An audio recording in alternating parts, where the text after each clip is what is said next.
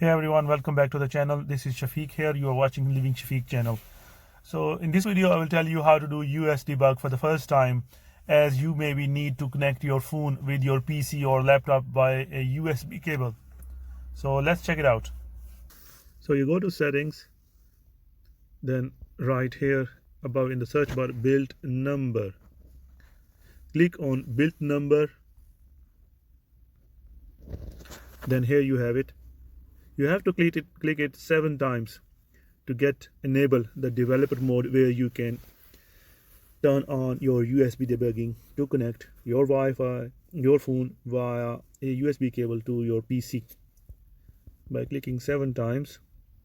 After clicking it, you will have your developer mode active. Your phone will tell you by a notification on the screen. Then go back, go all the way down, developer options, scroll a little bit, and then here you have it, debugging. So you have in my phone it is active, but you can just turn off and again it is active. You hope you like the video. If you have more questions, please write down in the comment section. Thank you.